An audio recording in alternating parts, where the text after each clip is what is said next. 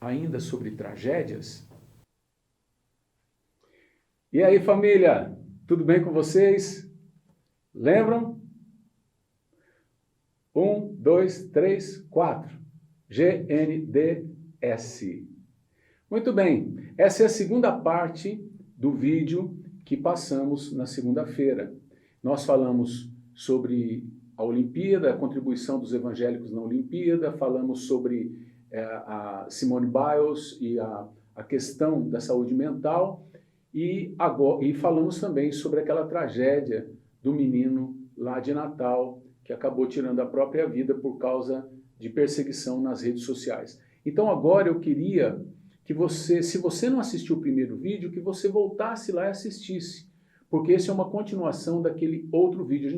Eu vou falar aqui com vocês de uma outra tragédia muito séria que aconteceu na semana passada e vou falar também um pouco sobre o voto democrático auditado. Então fica aí, fica ligado, terminando, curta, compartilhe e se você não é inscrito, se inscreva aí, deixe o seu like, compartilhe com seus amigos, faça propaganda. A gente está tentando chegar aí em 100 e depois em 500, com a sua ajuda a gente chega lá, tá bom?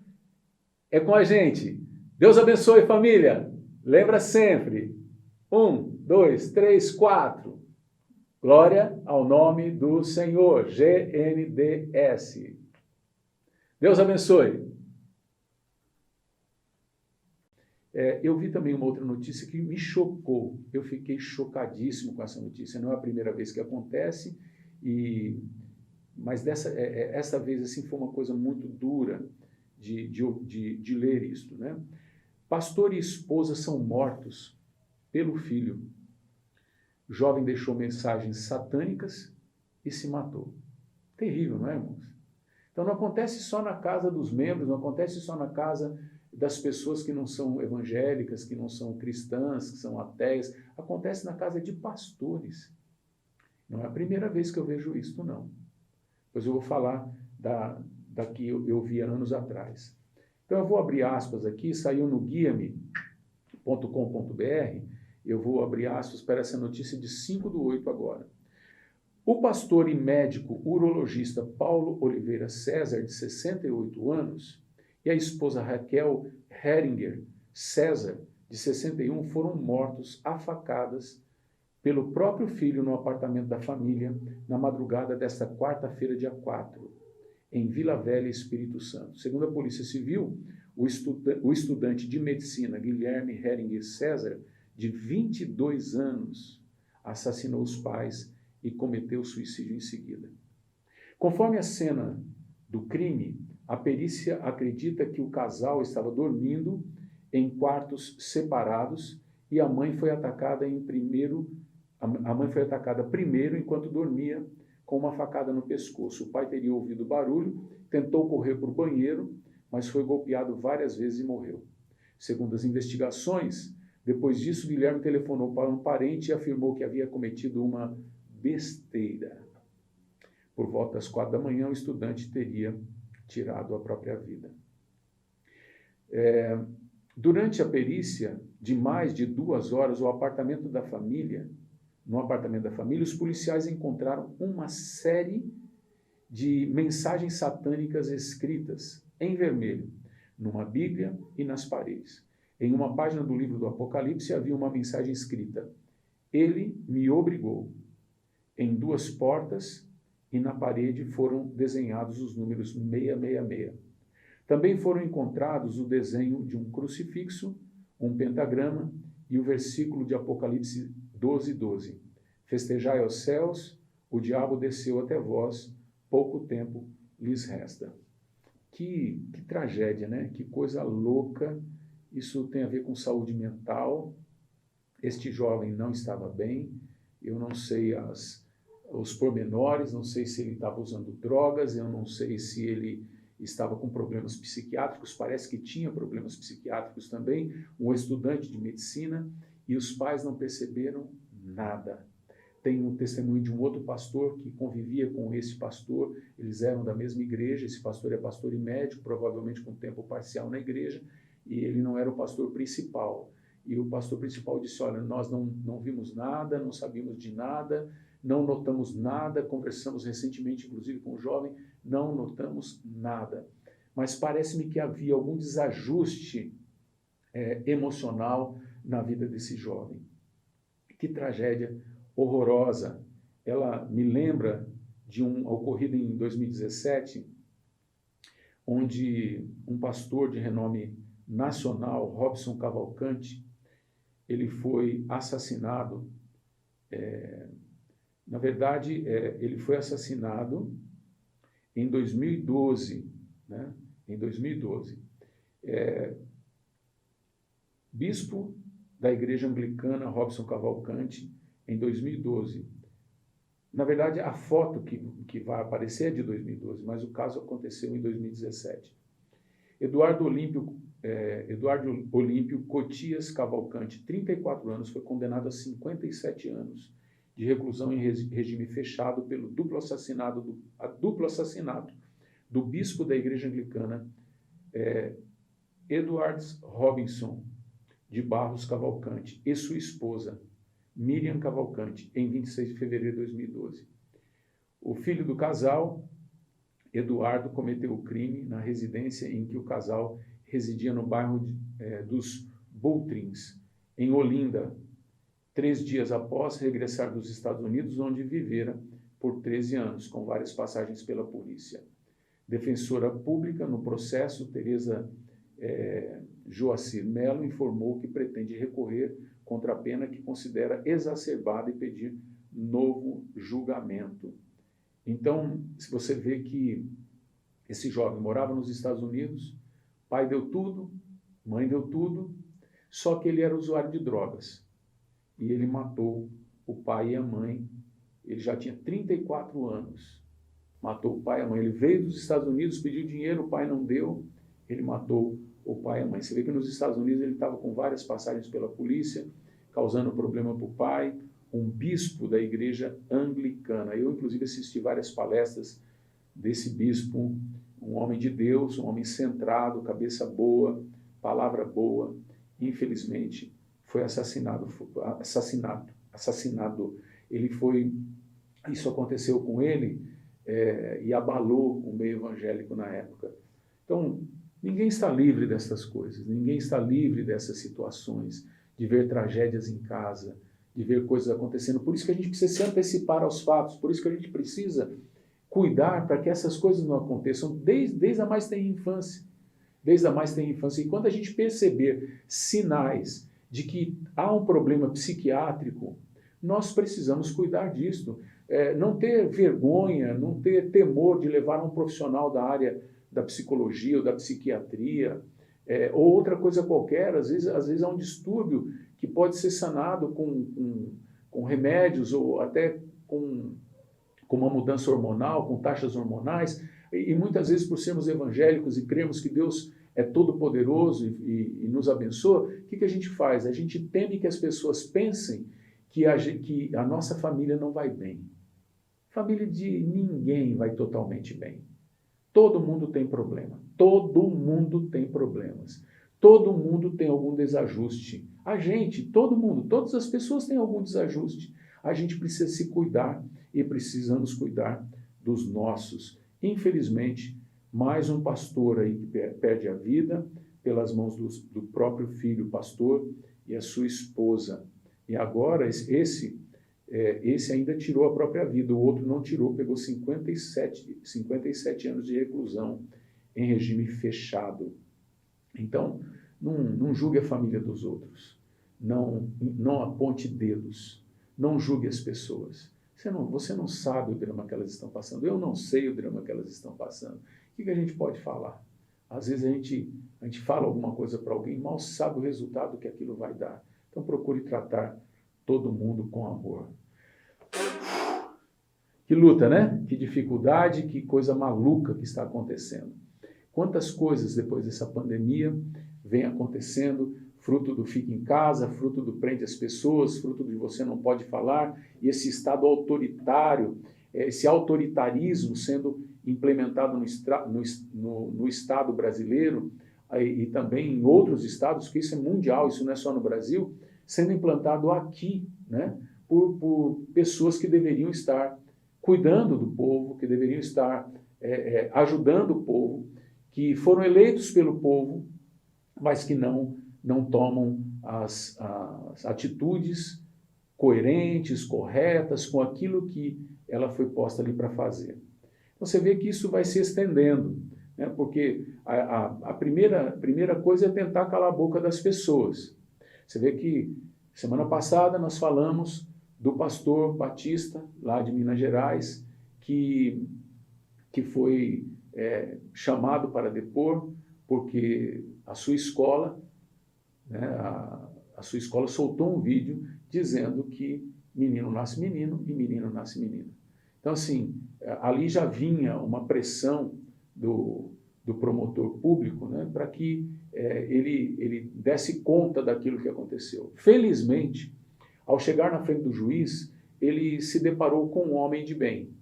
E o juiz, então, disse para ele que, na verdade, queria conhecê-lo pessoalmente, porque já tinha ouvido falar muito dele, mas não o conhecia pessoalmente, para ele estava sendo um prazer, e o dispensou sem maiores problemas. Então ele voltou dando glórias a Deus. Então um problema a menos, mas já é um anúncio de que tem gente que não mede para causar uma perseguição por conta da fé do outro, né? E aí nós vemos agora essa CPI da Covid, que alguns chamam de CPI do circo, porque estão tentando de alguma forma criminalizar ou achar alguma coisa para incriminar o presidente da República e não acham. Então eles agora resolveram perseguir, já têm perseguido, mas resolveram perseguir mais frontalmente aqueles que são seguidores, que são simpáticos ao presidente da República. E o que eles fizeram? Eles cometeram a loucura de pedir a quebra de sigilo bancário de vários meios de comunicação e também de jornalistas, né, de alguns meios de comunicação e jornalistas. E neste meio estava a Jovem Pan.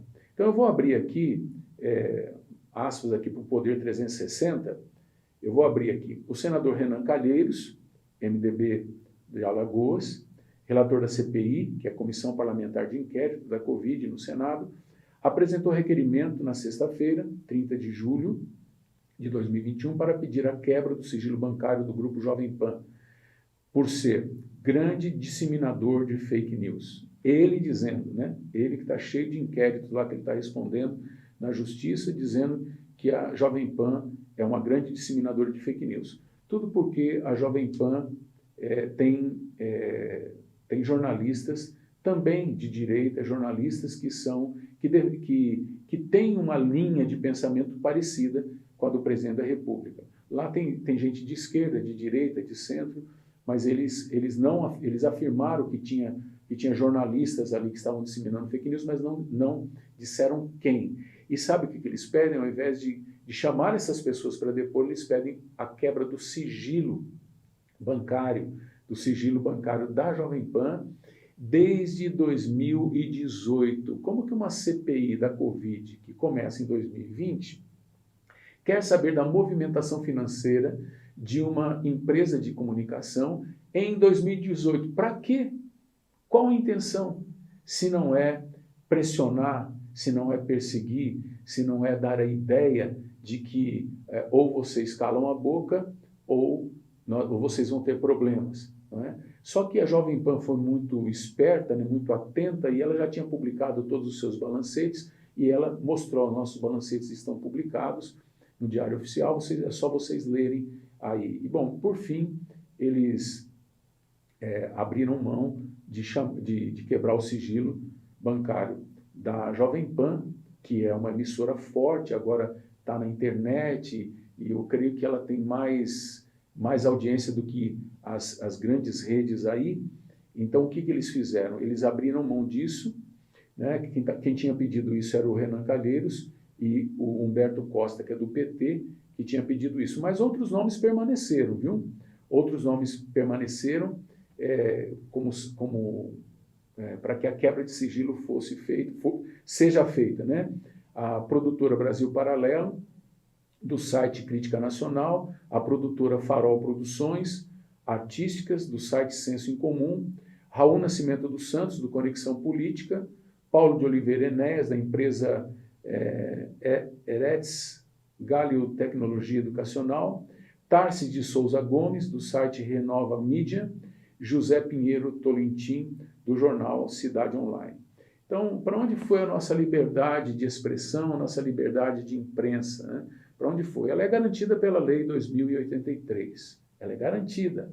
Ninguém pode quebrar isso. Mas o Estado totalitário, ele gosta de ir lá e mexer nisso. E algumas pessoas que estão investidas de autoridade estão fazendo isso, perseguindo jornalistas, né? Você vê que o jornalista Oswaldo Eustáquio está num inquérito que é chamado até por Marco Aurélio, pelo ex-ministro do Supremo, Marco Aurélio, de inquérito do fim do mundo. Oswaldo Eustáquio foi preso sem motivo, sem ser ouvido, sem nada. Ele foi preso e de lá ele saiu paraplégico, apanhou, foi torturado. Ele disse que foi torturado, né? Essas são colocações dele. Ele disse isso no programa da Jovem Pan também, no Pânico. Ele disse isso no Pânico, que ele foi torturado, apanhou muito lá dentro e, por fim, ele teve um acidente e acabou saindo de lá com paraplegia, que ele crê, ele diz, em nome de Jesus, ele fala: eu creio num Deus que pode me tirar dessa cadeira e eu creio que eu vou voltar a andar.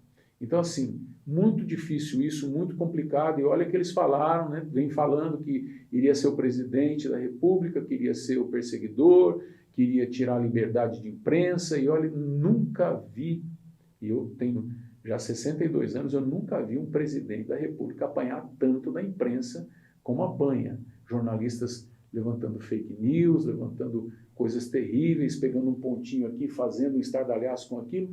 Nunca vi, nunca vi. E os mais velhos podem dizer isso. Nunca vi nenhum presidente apanhar tanto. E o presidente não tocou na imprensa. Às vezes foi grosseiro às vezes não foi grosseiro e muitas vezes é grosseiro ainda com repórteres, porque fazem perguntas e ele se irrita, é o jeitão falastrão dele de ser. Ele fala mesmo, ele solta o verbo, né? E talvez pudesse guardar um pouco disso consigo mesmo para não ter tantos problemas, mas isso também a gente não sabe, porque tudo que ele fala, se ele fala manso, é porque ele é covarde. Se ele fala duro, é porque ele é um hater, né? um odiento, que é um disseminador de ódio. Então, a gente está vendo aí o pessoal começando a colocar barreiras, né, para liberdade de expressão. Nós vimos aí com esse pastor Batista que eu falei semana passada, nós vimos ele passar por isso, né? Outros estão passando também por essas coisas. Então, nós precisamos tomar muito cuidado e precisamos ser muito criteriosos naquilo que estamos falando. Eu tenho muito receio até do que eu estou falando aqui, porque, de repente, você fala uma palavra e a plataforma não gosta e alguém pega e usa aquilo contra a pessoa. Mas nós temos que falar aquilo que tem que ser dito e nos é garantida essa liberdade pela nossa Constituição. Ninguém pode nos punir por nós falarmos o que pensamos. A opinião nossa não pode ser criminalizada, a não ser que ela se torne uma injúria, a não ser que ela se torne uma calúnia. Aí é previsto isso no Código Penal, né? Se você injuria, se você calunia, você vai ter que dar conta do que você fez. Então, uma outra questão importante, e aqui eu não vou falar muito sobre isso, foi essa questão do voto democrático auditável, que o presidente tanto está lutando para ter e que a bancada governista está lutando para ter. E olha só o que aconteceu, né? O Bolsonaro, aqui abri aspas para uma manchete da Gazeta do Povo, que eu não tenho a data, mas é da Gazeta do Povo. Bolsonaro mostra inquérito em que TSE admite acesso de hacker a código-fonte da urna. Então, o ministro do TSE, do Tribunal Superior Eleitoral, ministro Barroso, ele dizia que era inviolável a urna eletrônica.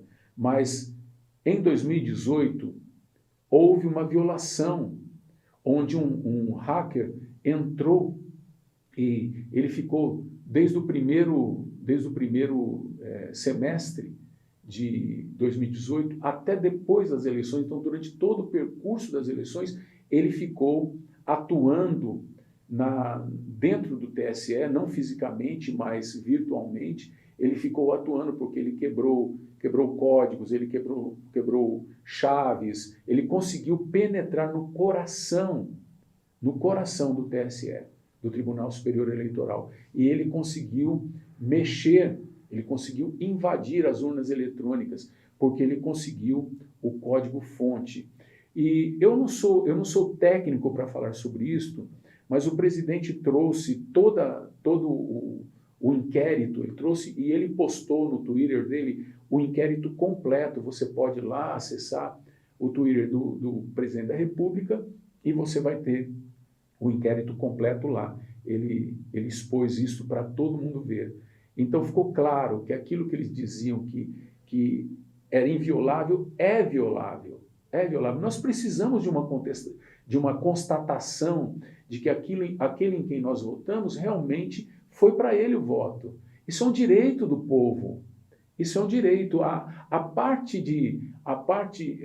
do voto ele é secreto, mas a parte da apuração não pode ser. Ela não pode ser secreta. Essa administração da apuração tem que ser pública. Então, por lei, isto tem que ser pública. Então, por que o Tribunal Superior Eleitoral luta tanto? Essa é que é a pergunta que fica, né? A gente fica pensando, por que tanto problema em se ter um voto auditável, seja ele de qual cunho for, em papel, não sei se teria um outro jeito, mas por que não o povo saber se o voto que ele deu foi para aquele que ele queria mesmo? E tanto é que é violável que o hacker entrou e até hoje ninguém descobriu, mas pior, o próprio TSE não divulgou isto, ele escondeu isto, e ele só soube disso porque o hacker se autodenunciou. Aquilo foi um protesto do hacker, para mostrar que as urnas eram violáveis. Então, nós precisamos atentar para isto, e atentar para o fato de pensar, né? É uma pergunta que me vem, eu tenho direito de pensar isto. Será que não tem